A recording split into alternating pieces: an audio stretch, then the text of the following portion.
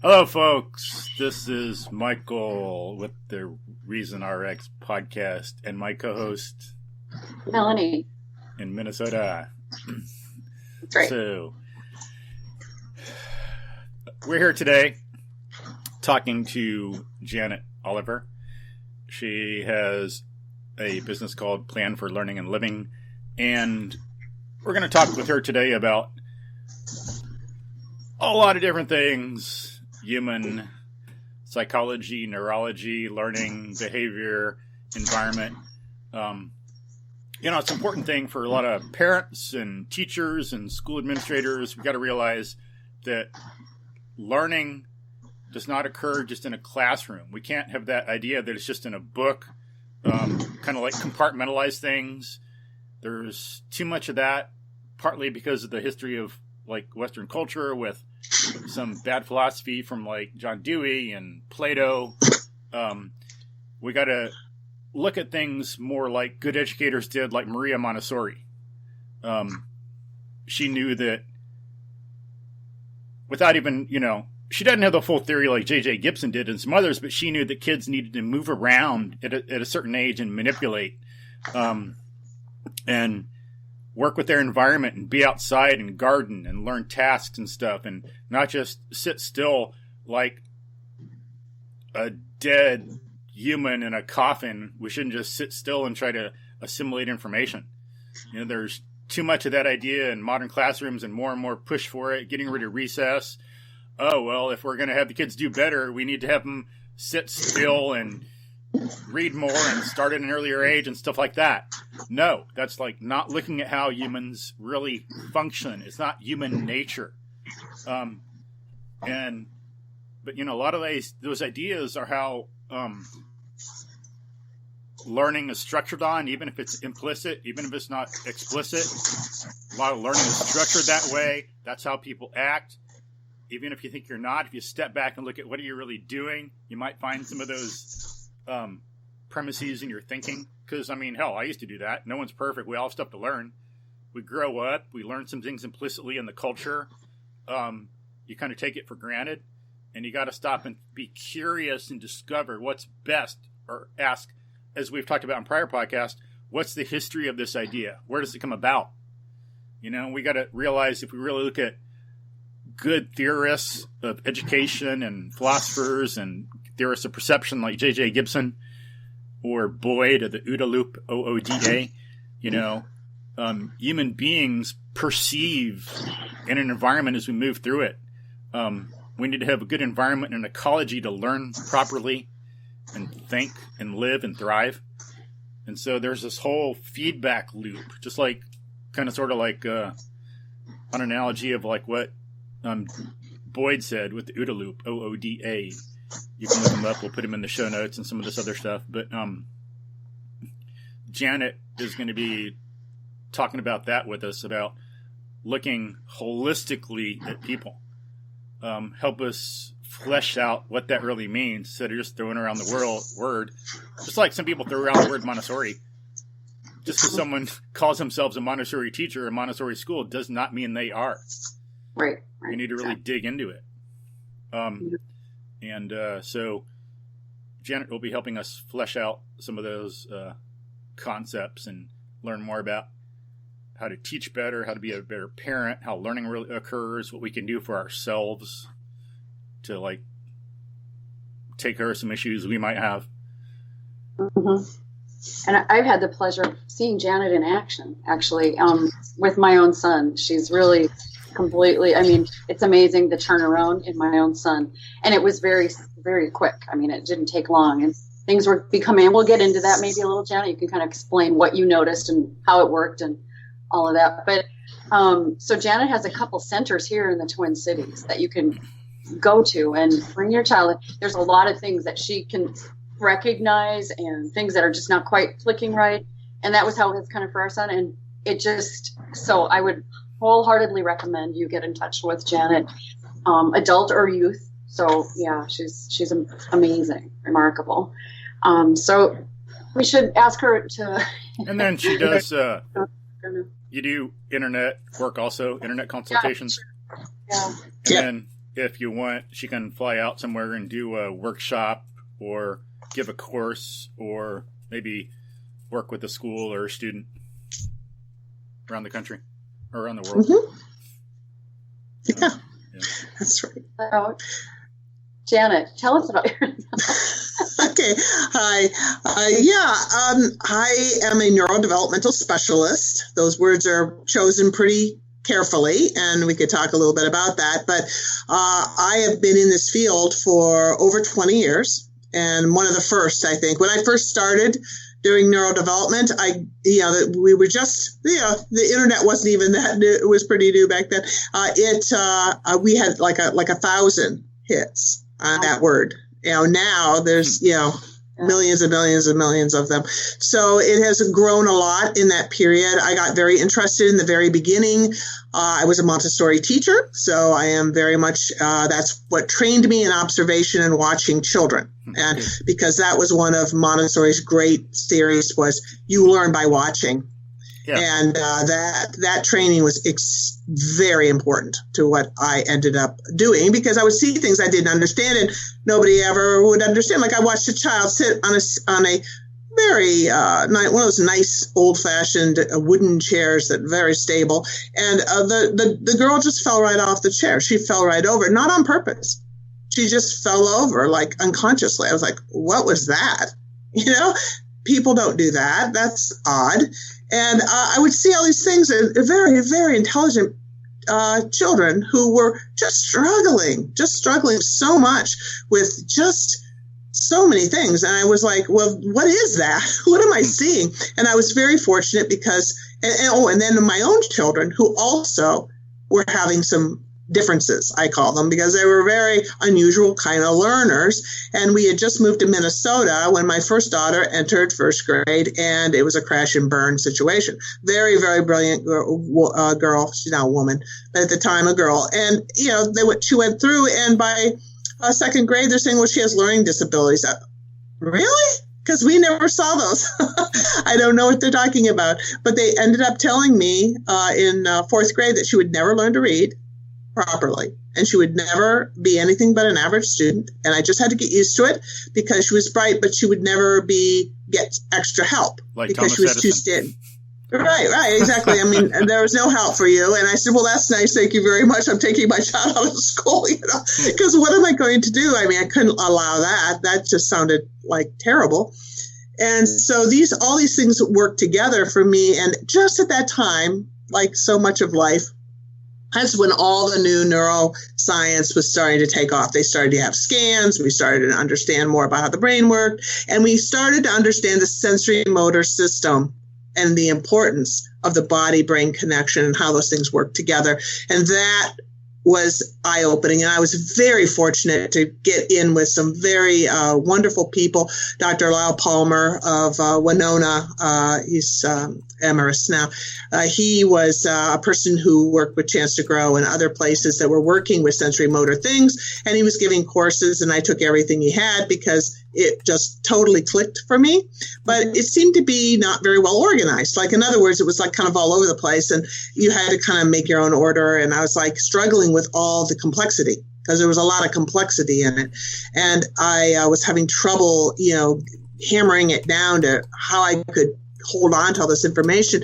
And just then a friend from Seattle, because I used to live in Seattle, sent me a information about the Handel Institute, which is where I end up getting my neurodevelopmental training. But when he sent me their information, they organized it all. They had a complete organization of how the sensory motor development happens over time. And that woke me up to, oh my goodness, this is it. I found something. So in my master's degree, I got my training in neurodevelopment from with the Handel Institute as well. So I got my certification through them, and I understanding the importance of how our sensory processing and our motor processing are interacting and how they develop over time and how important. One thing you mentioned about schools is very, very important, but I'm all the way back into like in utero birth, right after birth, the things that we've changed in early childhood just in the way we deal with children. We're starting to come back from it a little tiny bit, but oh my goodness, we were in some really bad spots there for a while with not allowing movement, not encouraging typical baby movement or toddler movement, or, everything was trying to get them not to do all these things. Like, how can we control them? And even the playpen, the original idea, you get the idea, you need safety sometimes, but these chairs, the little chairs and the little, they ended up not helping because they thought, oh, the baby's up in a chair, they can see us and they can learn more. Well, no, you're in a little chair, you're not moving, and you're not doing typical development, which have to do with your eyes, your ear development, how you see, how you hear, how you touch, how you feel things, your motor tone, and even our birth practices, how we have in some places it's up to 60% C-sections now. That alone, I mean, when we're born, it's a motor activity for that baby. That baby is using a lot of different motor things, not volitionally, but reflexively. And those things are transformed from in utero, where there's no or a little gravity, buoyancy, into a gravity state that is much, much heavier. And being able to work in gravity is one of the things I work with. It's like, gravity sense is a huge thing that we don't, and it starts right away. Like, it starts in utero, and then it starts through the birth process, and then it goes into the early childhood, including the toddlerhood, and then preschool, and then later. We should be really having our gravity sense be in a well-developed place, but we're finding more and more children are not. I mean, that whole thing. And what I mean by gravity sense is our inner ear and our cerebellum area that deal with the tone of our muscles and how quickly they can react to things and how they can be controlled by the voluntary brain part of the brain. So that is not, if you don't have that ability, then you are not moving your muscles as much as your reflexes or lower brain is moving them, and you don't have the kind of mastery and control that you need, right? So that's so working with the gravity sense through the vestibular sense and through the tone and through the body muscles themselves. These are essential to be able to use your eye muscles, even hearing. Is those little bones that are in your ear that everyone learns, those 3 little bones, they're connected with things, and those can actually be too low in tone, and so you're not taking in sound properly. All these things are connected in how we use our body. So yeah, we need free play. We need a lot of that. Green time, very important. They found that it's better for depression and hyperactivity than anything else in the medication even. Yeah. So it's very important that kids have that, but they also need a good eye to see that they are going through developmental stages in ways that are healthy. Because what we see is parents go, why didn't anyone tell me this before? Because you see something that should have been seen in infancy, really. And they do check reflexes often in primitive reflexes in infancy, but they don't know what to do about it. All they want to know is, do you have some kind of brain lesion or something? Well, reflexes, immature, atypical reflexes aren't just because of brain lesions. That's one way. But there's also other ways in development that they don't get what they need, so they don't develop appropriately. And that's one of my major interests. Getting my doctoral thesis is on the asymmetrical tonic neck reflex and how it affects reading and math as well. And by the way, it came up significant. The idea here is that these things are connected in how we hear, how we see, how we feel, how we touch, how we take in information, in things we hold. Spatial relationship, and spatial relationship has so much to do with everything. It has to do with math and our understanding. So a 3-dimensional good example of that. Some people don't understand how that works, but like a child who has autism, their eyes don't work together well. They use their peripheral vision, or they use holistic vision. They don't have their eyes tracking together well.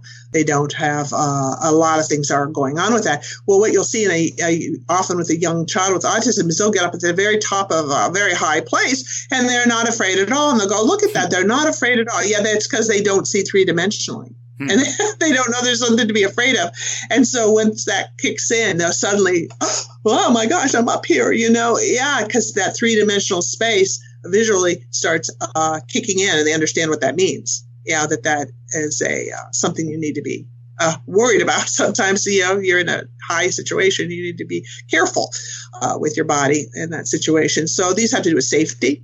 They have to do with social things. Like people talk about eye contact. I'm not so worried about eye contact as social referencing. That's Stephen Gutstein's work on that. But being able to take in what is being said non-verbally means you have had to feel it in your own body.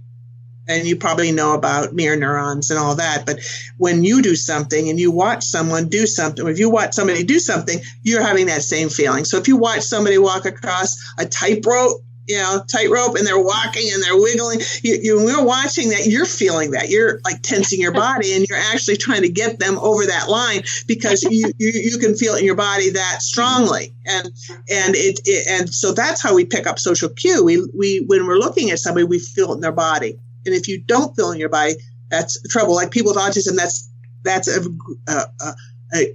really high example of that, not having that. We don't feel it in our body, so we don't always, when we see somebody, we're not taking that in, and we're not developing that over time. But these things are all, I call these shadow syndromes. You're talking about yourself earlier with these different spectrums, but everybody's on some part of the spectrum, either autism spectrum or ADHD spectrum or dyslexia spectrum. I mean, everybody is, yeah. I was going to interject a quick, Janet. Do you think, you know how like every time we have a baby, we're told get them in for their 6-week checkup, their 2-month, their 6-month, all that. What about a checkup with someone in your field here so that baby, because I wish we would have, known about this way long ago. I am so for that. Better late than never, I would think, right? But right. You can do it anytime in life. I mean, because we're neurally plastic. I've worked. My youngest client was 7 days old. My youngest one. My oldest one is 90. So I work on the whole life. Your whole life, you have an ability to change your neuro interactions. Sometimes it's more limited, but still, I've worked with people who have brain injury, who have had gunshot wounds and all kinds in the head, all kinds of stuff. And those people still get, can still find improvement in their situation. So yes, when babies are little, doctors, they don't know what to do. They've not taught this. They really aren't. Mm-hmm. They understand, they're looking for very specific things, but they don't understand the developmental component of these. Most of them do not. And I wish they had more of a pattern like this, because my granddaughter, who had some problems, she had a cord wrapped around. That happens for lots of reasons, but she had trouble getting born. She had to have a C-section. All these things happen in modern life, and I'm glad she's here and alive. But she needed a lot of right away. A lot of input, because there were things I saw immediately, and they can be easily remediated. These things are not, they're traumas of a type, right? I work with trauma in the body. So in utero or birth or after birth, and they can be physical or emotional. When we talk about emotions, but what are emotions? You don't have any emotions if you don't feel them, right? And you feel something through your body. So even that's a bodily reaction to something, right? We have a mental construct, but really we feel things in our body. And that's part of the very important ability to develop emotional things, attachment, other things like that have to do with this physical development part we're talking about. We sometimes undercut it. It's only physical. And we think that mental and emotional and physical are all separate. They are not separate. They are all one system that we are working with. And, our idea with my work is, subtle, anything people ask me often, when do I come to see you? I say, it's when you feel there's something in the way of getting you being able to achieve, or you being able to do, or you being able to understand about yourself that is bothering you enough that you want to get help for it, because a lot of people come for very subtle things, they're very small, but hi. So anyway, that is how we we look at these things. So, yeah. Yeah, that's good. It'd be good if we got more advanced and people started having movement screens. But a lot of this is to come together. It's got to be more in the culture. People got to learn more about the importance of movement, learn more about J.J. Gibson and ecological perception and ecological psychology, learn more about our evolutionary nature, learn more about epigenetics, because there's so much we can unpack in some of this stuff you've been saying. But if people would have movement screens when they're young, like 2 months, 6 months, a year, whatever, have movement screens, have a specialist who can prescribe, instead of an RX, have a movement RX, because it's the same thing. It's like, it's not do whatever you want. You do whatever you want, and look at the problems that a lot of people in modern Europe and America and Asian countries and people who are adopting some of the Western lifestyles have. Western society has a lot of great things in it, but it's got a lot of crap in it too. A lot of bad ideas. And so if people would learn more about the importance of movement, we could have movement screens and movement prescriptions, and that would help us in many ways. And Janet, do you know about Katie Bowman? Katie Bowman, no, I do not. Okay, I'll have to send you some information about her, but she's got a degree in physics, does biomechanics, and she's all over this stuff. She does some of the same things from a different perspective, but coming at it a different way, but doing some of the same things, helping people when they're younger, and helping parents develop their kids properly. She talks about, for example, when how something when you're young has profound consequences later. As you say, because people have some goofy ideas have become instituted in our culture. So then there's, for example, less breastfeeding. And so then kids are using the bottles and stuff. Oh, big deal. It's just a bottle. Who cares? Okay. But when we dig into it, that has profound consequences. Yeah. Never mind the nutrition. Yeah. Can I name you a few? Yeah. And I don't want women to feel guilty if for some reason they can't breastfeed. You can make up for that, but breastfeeding it develops eye muscles, hearing, interhemispheric integration in the brain. It helps the vagus nerve become organized because the vagus nerve goes in the back of the tongue. And as you rhythmically moving that nerve, you're actually calming that nerve. That's why babies often go to sleep when they're sucking. It's something that if we don't do those things, yes, we can learn them other ways. It's not the end of the world, but it makes it harder. So we shouldn't be discouraging people from doing things, but we should. It's hard not to make people nervous and guilty about these things as well. I have to be very careful about that. Remember, it's not your fault. Because there's things that happen, right? Ideas in the culture, but it's important. Yeah, right. But realize that that's important and needs to be addressed. If you haven't had breastfeeding, you're going to have certain issues with facial reflexes and other things. I've seen people with hyperactive rooting reflex, from that, which means that if you touch the cheek, the lips all go in all different directions. I always like to say that, I don't know if you remember, ages me a bit, but when George Bush would talk, he did not get breastfed. I can tell because his mouth was all over the place, and he couldn't articulate well, and he had problems with that. And I always said, Barbara, what were you doing? So that was you can sometimes just see these things in everyday life, just walking down the street. I see different people, that are, you should have, your mom, what did she do? It's so these things with, now we've come back to being important things like tummy time. Tummy time is so misunderstood, and people had such a hard time. Well, my child didn't like it. Well, no child likes it at the beginning. You start with a tummy time for seconds, not minutes, and what nobody ever tells them, whether a parent this, they don't tell them this, and they think, oh, they're not down there for 15 minutes, so that, they don't like it, so I won't do it anymore. Well, tummy time is extremely important for development of vision, of posture, of the neck, of many areas. And the minute someone walks in, I can see, need more of that. And especially in our world where everything's on screens and things, we're we're always moving forward in a hunched position. That really, without having that. So, and tummy time, of course, is a long, the entire movement arc of going from tummy time to squat sitting to crawling, then pulling up and toddling and cruising and then walking, all are one movement.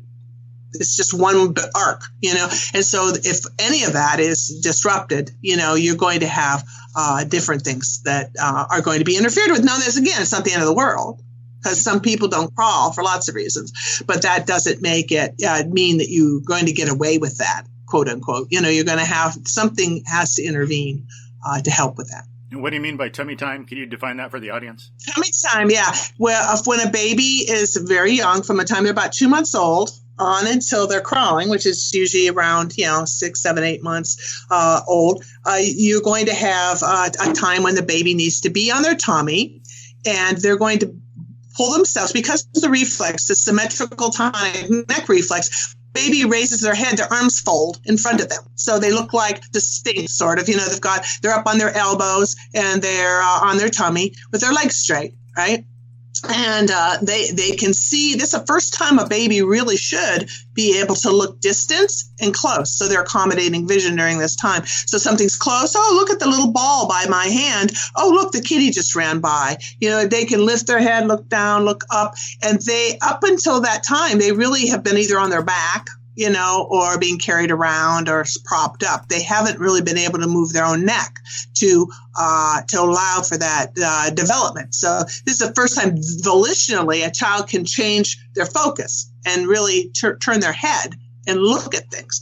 It's really opened up the world to you. And it is important because when you're in this position, it puts a lot of development, a lot of flexion in the back between the shoulder blades. And for posture, rather than slumping forward, I call them the chicken wings, when people are all slumped forward, that's what hangs your whole body, is those muscles between the shoulder blades. That is when that develops. Now, it's interesting that right around that same area is where the nerves for the stomach and digestion are. So it also is interesting that a baby about between 2 and 3, 4 months, that's when they start solid foods. It's the same time that they're starting tummy time, where they're actually activating those nerves in the back. Okay, so these are good examples of little small developmental things that can make big differences. I've had people who never developed that, who get into middle age and their digestion's just terrible, just terrible. They never develop the tone in the stomach from being on your tummy. You're really rolling on those muscles, on that, and they've never developed the neck differences, and so they're thrust forward. Often they have mouth breathing due to that. I mean, so many things are connected to very simple past things that just either didn't happen or didn't happen right or didn't happen long enough when you were much, much younger. And like I said, I don't like to guilt people in. It's never too late. It's good for parents who are going to know that babies need to physically be challenged, even really pretty young. What I mean by challenged is just given opportunities, not being propped up in little chairs or in car seats forever. There was a time there in the early 2000s when people just never got their kid out of a car seat. Like they'd take the car seat and put it in the stroller and take the stroller and put it on their house, and they'd change them in the things. I was like, and then I saw one that had a video screen embedded in the handle, and I said, oh dear, we are really in trouble here. This is not where we need this to go. They got to get out of those chairs, because they're not in no time in development of human history have little babies been propped up in chairs for long periods of time. Just not a thing. I mentioned that my son had what was determined to be acid reflux from birth. I mean, if you lay him on his side, or milk would just start rolling back out. the crying didn't stop for 6 weeks. And finally, I just said to the doctor, you've got to figure out what's wrong with him. I was carrying him all the time. I was wearing wrist braces because my wow. so sore from carrying him all the time. This is the boy you've been working with. And but what's interesting, Janet, hearing all of that you said now about the sitting them up and don't let them on their tummy. I was told, do not put him on his tummy. Keep him sitting up. Make sure that acid goes back. Use gravity. All of that stuff. So for like the first year or so, Janet, I'm sure other mothers, because others have said, our baby has reflux, and I'm sure they're doing the same thing. And I know we don't always know everything we don't know. Yeah, it's important for people to realize here. We're not criticizing you. No. Don't feel guilty. Right. It's all three of us here have suffered from some of the same stuff. We're not omniscient. We don't know everything. We learned some bad ideas from the culture.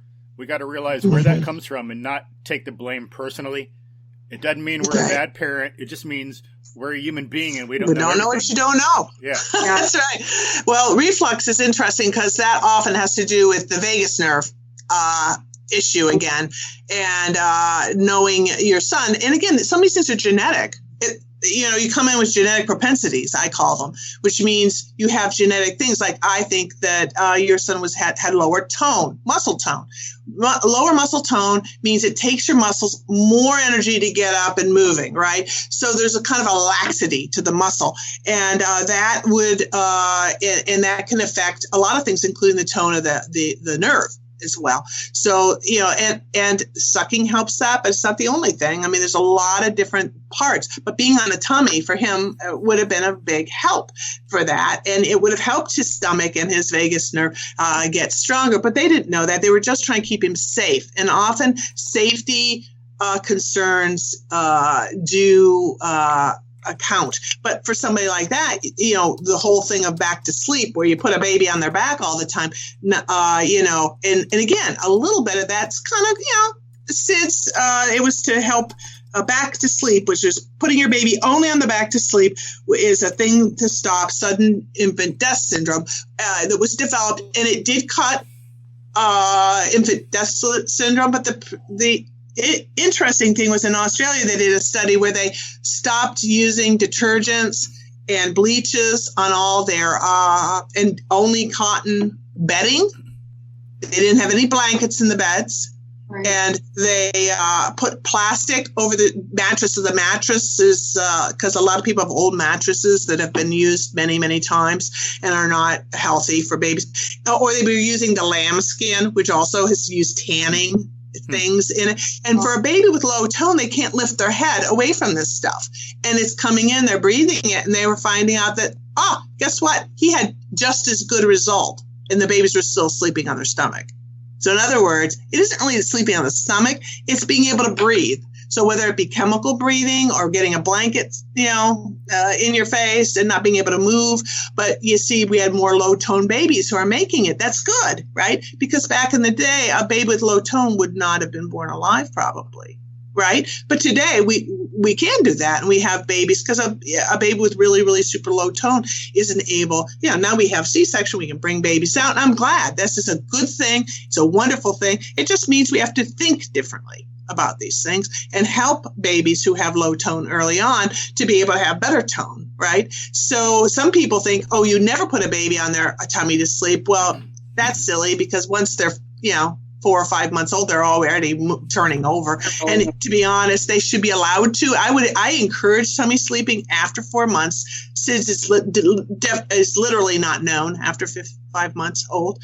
And it's the natural way people were meant to sleep, on a firm surface on their stomach with their head. I call it the sleep position. That's actually helps your brain waves lower and helps you relax and helps you get to sleep. And that's why you see a lot of babies, but there would be parents who actually strap their children down. I'm not kidding. Even as they get older. So they do not go over onto their stomach, even when they get older. So they will not let their child roll over. I mean, this is the kind of stuff you get because people get scared and they get frightened that they're going, safety is important. We want our children to be safe, but we need to understand, if we understood why we're doing this and when we don't do this and, because doing that is stopping a lot of things. Development. We need to learn more about causes instead of just association. Yeah. It's the media, even some scientists, like I've read books that talk about the poor ability of a lot of scientists to really do science, to really understand what it is. And then there's a lot of research about how a lot of psychological science can't be reproduced and stuff like that. But just more generally, philosophically, learning what science really is and looking for causes instead of just associations. Like, okay, if there's more sudden infant death syndrome when they're lying on their stomachs, okay, but why? Right? Let's dig into the cause to see what's really going on and take care of that instead of just like doing the wrong thing and then having other bad consequences.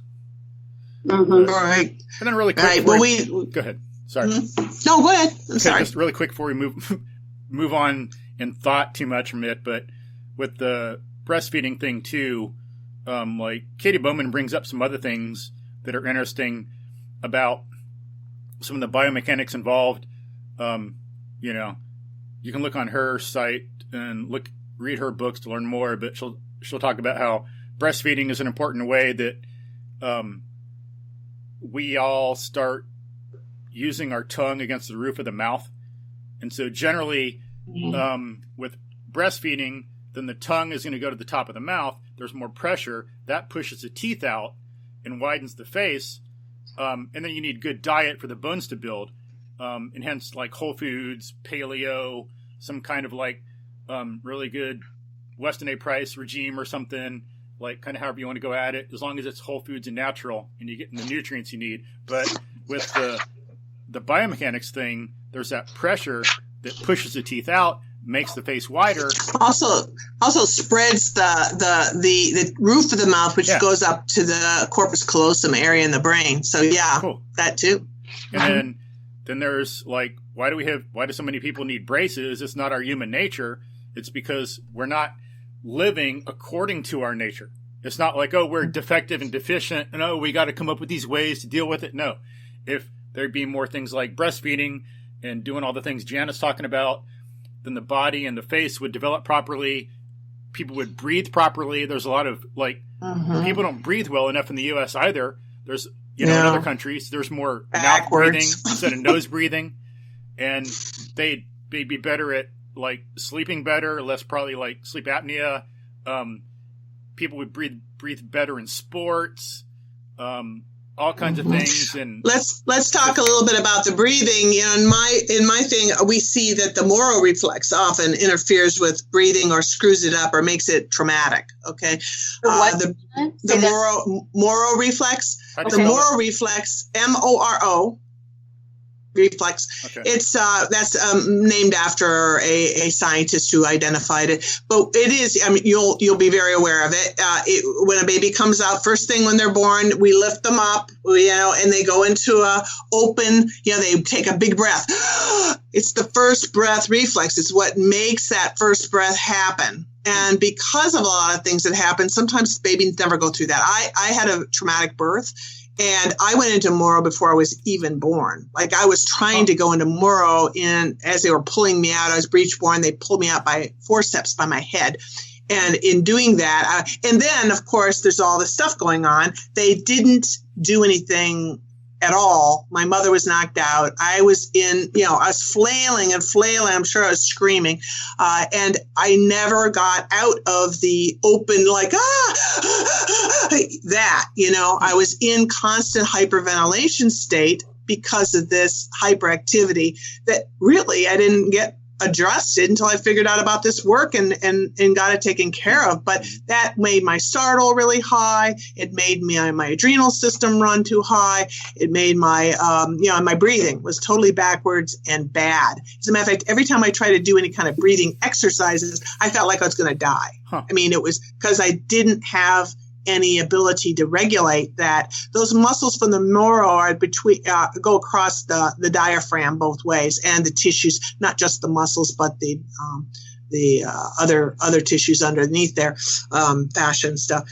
They go back crosswise across the body, and it also has to do with emotional work. overly emotional, you're overly angry, overly happy. I mean, it can really put you into a hyper state of all those things because it's hard to calm down. And then you don't get calmed down. Right. So being integrated in that and knowing that was a huge thing to me because my adrenals were going off high level off like many times a day. And what happens with Moro is at first it's a gravity thing, right? You're lifting up in gravity and that it triggers this response. But later on, because you have startle, you usually have a high startle, you can go into a Moro with sound, with visual, with, anything. Like if somebody came into the room when I was there and slammed the door, I was on the ceiling, I had to pry me off the ceiling by my fingernails. I mean, I was so overreactive to sound or someone coming suddenly and I wasn't aware of it. These kind of things just really wear out a person. They take energy. They misuse energy in this feeling that you're unsafe. So so that was something that we work on, and you can see that affects the vagus nerve as well, and breathing. And like you're right, breathing is extremely important, but just doing cognitive top brain breathing, sometimes that's really helpful. I'm not saying it's not. But if you are your lower brain, especially the Moro reflex or maybe the fear paralysis response, if those things are interacting here, then you're going to have a hard time even learning to breathe. It's not going to feel right. It's going to feel scary even for you, to be honest. So, yeah. But yeah. That's like, I don't know a lot of other systems. I know there are some, but I know MoveNat, MOVNAT, that kind of hits some of the same things, kind of follows some of the same methodology and everything. Like that's the whole idea, starting out with the basics and developing from there, because they explicitly have their system based on evolution and human development. Breathing, like how many people talk about breathing? Pretty much no one. I've talked to like some guy who had taught martial arts and yoga for a while, and he was going to do this triathlon. Met him out on the trail where I exercise out in the woods, and I was saying, how do you breathe? And he was like, I mean, when I was in high school, and I played like some sports, no one ever talked about breathing. But, so like Janet, MoveNat, very important because it's one of the things. How do you breathe? And then it's got this whole tree of movement, and it knows the fundamental, the basics is you start on your belly and back, and then you can start going into crawling and develop like some walking and standing and balance. And then later on, you can get into some like throwing, catching, vaulting, climbing, but you don't just, like parkour is great, but that's one thing. It's interesting. You talk about you were doing one thing and it was all disorganized and you get it handled and it's like, whoa, it's kind of, I think similar with like parkour because it comes from natural movement, but just because, it's not like the practitioner's fault so much, just because of the way we're educated, people don't learn how to think things through step by step and really build that. But a lot of parkour is, you just do it. Okay, let's just do a Kong vault. Yeah. Or that looks when you work with somebody who breathes backwards, when they, they instead of breathing in, the belly goes out. Instead, when they breathe in, the belly goes in. This kind of backwards, I call it backwards breathing. That's just what they do, and they really, being aware of it helps. Being aware of everything helps, but really helping them go back to, well, why is that like that, and how can I motorically, using more automatic systems in the lower brain, because that comes from the lower brain. Breathing is a lower brain. Why are you not breathing efficiently? Why are you not doing that? And yes, it can be tension or stress or trauma, but it can also be something else, developmental key that you don't know yet. There can be other things going on there. So that's what we try to find. I consider myself a detective for neurodevelopment. So just like a Montessori teacher, I like what Montessori said. It's like every Montessori teacher should be a scientist. There was a longer sentence than that. There's more to it, but that's part of it. Like, it's just, yeah. Well, she's right. And that helped me because that's what really got me on the path to doing what I do today, because I saw things I didn't understand. And I kept saying, why? Why is this child who's very intelligent and is, why are they struggling so much in their life? What is going on? And now I have a lot more of those answers, and it makes me happy. And help others. Then to wrap up a little bit, I think some of us got to go pretty soon. Unfortunately, we can't talk longer. We'll have to do more discussions. But how long did you teach Montessori? Let's see. I was in Seattle, and I started 2 schools there. And so it was really about 8 years, probably. I was in Montessori, and then we moved, and I had I was still doing Montessori for a while, but then I went into elementary because my kids were going into elementary and there was problems. So I had to, my Montessori went a little into elementary, but not high enough. And I had to try to figure out why things weren't working the way they should be. I have 4 opposite children who all had differences. Who doesn't? And being a mother that I was, I wanted them to have the best development they could have. So it took a lot of my focus, a lot of my time, but they were my case studies kind of. And it was not too long after that I became an administrator at a school. And that was a mistake because I am not an administrator. It's not what I do. It's not my thing, So I ended up getting out of that. And that's when I went and got my master's degree in human development and really got going on what I'm doing. And then did you entrepreneurially help start some of the schools going, or did you just someone else started it? And, okay, cool. No, I must have started. I think I've counted at least 4 schools that I've started directly, and a lot of them I've helped start. So yeah. Which Montessori organization did you get your credentials from? There you go. My teacher didn't believe in that. She was a teacher who actually studied under Maria Montessori herself. Wow. That's how old she was. And she was out of St. Nicholas in London. And she did not believe in our American system of alphabets. So none of those, none of the above. Wow. Yeah. Interesting. Classic, I guess you'd call it. But, just quick, while I'm thinking about it, people ought to look up, maybe I'll post it in the show notes, a documentary about Maria Montessori. Great person. It's like all the stuff she did in life. Jeez. Amazing. It's funny, even the stuff on diet, when we read it back in the 70s and 80s, we were going, oh, she's saying high fat for children. That's not good. She turned out to be right about that too. Yeah. Genius. Everything she said was right. Yeah. She's someone that everyone should have as some kind of hero. More Americans should be talking about and praising her and not John Dewey. We'd be much better off. Well, and her material that, she's written stuff and there's a lot written about her, but her own words are very accessible. I mean, it's not, esoteric kind of above our heads as average, people here. She's very easy to read, and it's so interesting seeing her figure out a problem and see how the children just totally loved it. She gave them what they needed, and they absolutely flourished and bloomed. I encourage everybody to read her stuff. She's amazing. Definitely, 100%, totally. I've read a lot especially of her books. the sensitive periods. Yeah, it's really so many beautiful. Can't say enough good things about her.